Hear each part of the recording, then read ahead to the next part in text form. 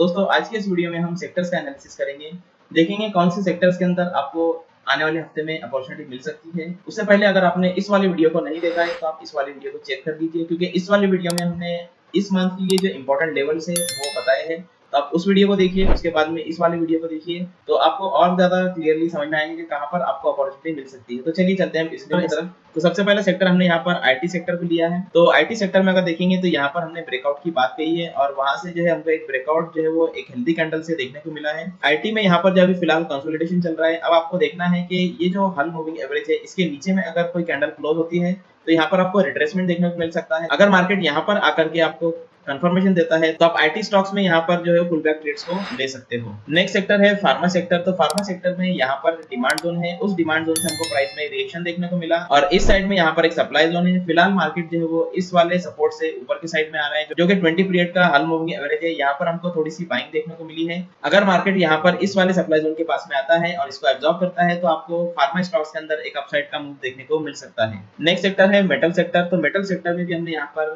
Breakout की बात कही थी और ब्रेकआउट यहाँ पर ऑलरेडी हो चुका है।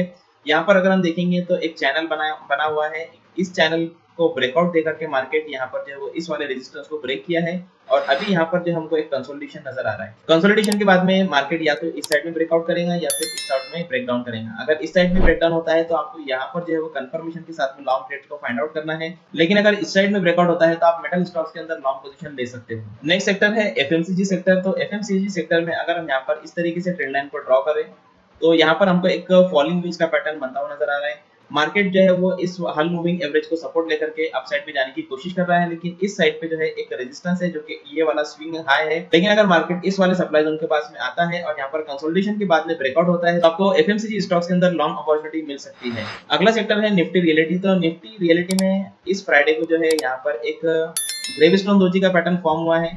अगर मार्केट इस हल मूविंग एवरेज के नीचे में क्लोज होता है तो आपको रियलिटी के अंदर थोड़ा सा फॉल देखने को मिल सकता है। आप यहाँ पर इस वाली लेवल के ऊपर फोकस कीजिए जो कि प्रीवियसली रेजिस्टेंस था, तो मार्केट कहीं ना कहीं यहाँ पर सपोर्ट ले सकता है। लेकिन अगर ये सपोर्ट ब्रेक होता है तो आपको यहाँ पर फोकस करना है जहाँ पर मार्केट सपोर्ट लेकर के हमको यहाँ पर एक लॉन्ग पोजीशन की अपॉर्चुनिटी मिल सकती है। नेक्स्ट सेक्टर है मिड कैप 100। तो मिड कैप 100 के अंदर भी हमको रियलिटी की जैसे ही पिक्चर नजर आ रही है। अगर मार्केट इस वाले हल मूविंग एवरेज के यहाँ पर भी क्लोज होता है तो आपको लोअर साइड पे यहाँ पर एक डिमांड जोन है, तो इस डिमांड जोन के ऊपर नजर रखनी है। अगर मार्केट यहाँ पर आता है और आपको कंफर्मेशन मिलता है तो आपको यहाँ पर लॉन्ग अपॉर्चुनिटी मिल सकती है। नेक्स्ट सेक्टर है कंजम्पशन सेक्टर। तो यहाँ पर अगर हम देखेंगे तो इस साइड पे एक रेजिस्टेंस एरिया है, तो कहीं ना कहीं हमको यहाँ पर मार्केट के अंदर रिएक्शन देखने को मिल सकता है। अगर मार्केट में यहाँ पर हमको रिएक्शन देखने को मिलता है तो हम यहाँ पर इस वाले डिमांड जोन के ऊपर कंफर्मेशन के साथ में लॉन्ग जा सकते हैं। नेक्स्ट सेक्टर है ऑटो सेक्टर। तो ऑटो सेक्टर में यहाँ पर ये डेली जो सप्लाई था ये एब्जॉर्ब हो चुका है। मार्केट में यहाँ पर जो है एक दोजी पैटर्न का फॉर्मेशन हुआ है और यहाँ पर एक सप्लाई जोन का फॉर्मेशन हुआ है।